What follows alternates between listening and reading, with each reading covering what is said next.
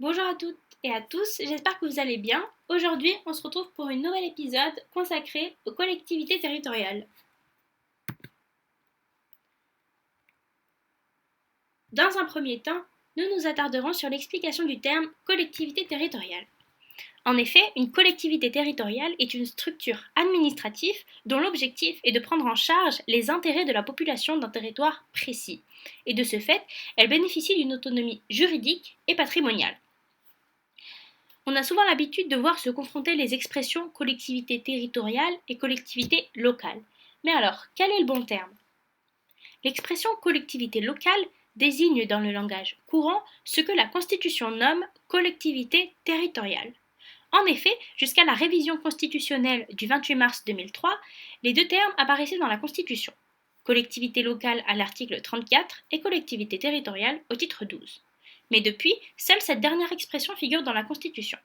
Les collectivités sont donc désormais des collectivités territoriales, l'expression collectivité locale n'étant plus juridiquement fondée.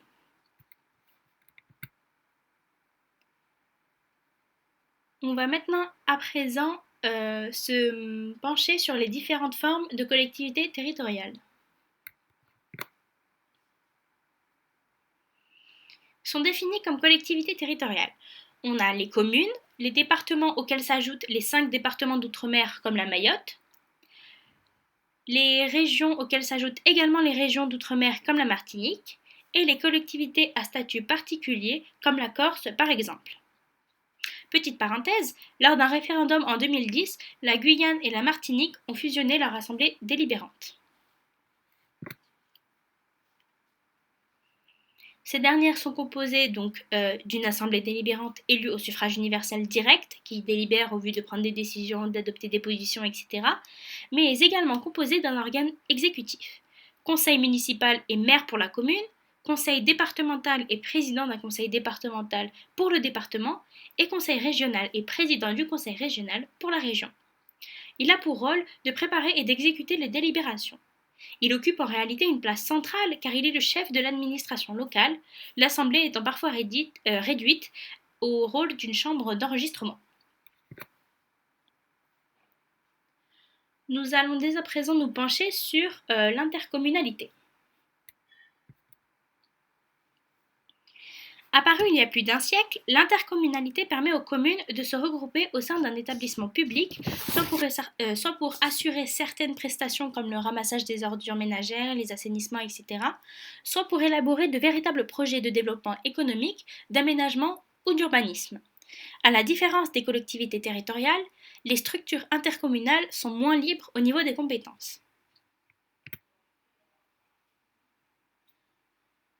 Voyons à présent les différentes formes d'intercommunalité présentes sur le sol français.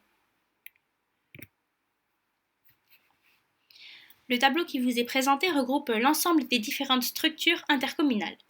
Je vais vous en faire un rapide débrief. Alors, on a les communautés de communes qui allient plusieurs communes entre elles, les communautés d'agglomération qui doivent former un minimum de 50 000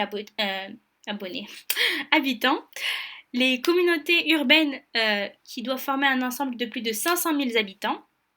On a le CIVU et le CIVOM qui allient plusieurs communes entre elles non limitrophes.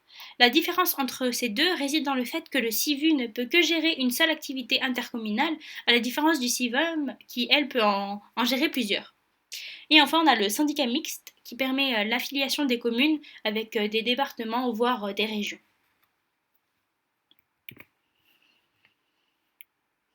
Voici un schéma de synthèse qui nous permet de mieux comprendre le fonctionnement des structures intercommunales.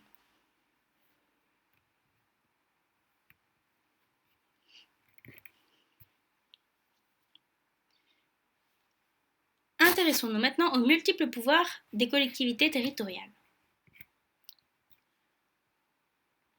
Les communes sont au nombre de 36 700 et ont été créées en 1884. Elles ont pour mode d'administration un conseil municipal élu pour 5 ans.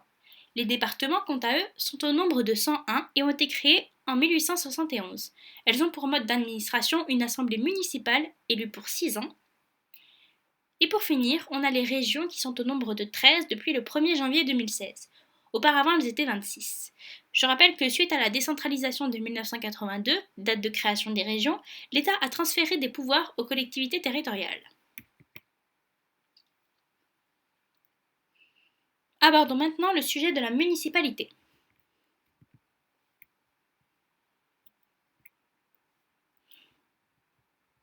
La municipalité désigne de manière courante les organes d'une commune, c'est-à-dire le conseil municipal, donc il s'agit de l'instance délibérative élue au suffrage universel direct, chargée par ses délibérations des affaires de la commune et de l'exécutif, le maire, élu par ses conseillers municipaux lors de la première séance du nouveau conseil municipal, est le seul chargé de l'administration.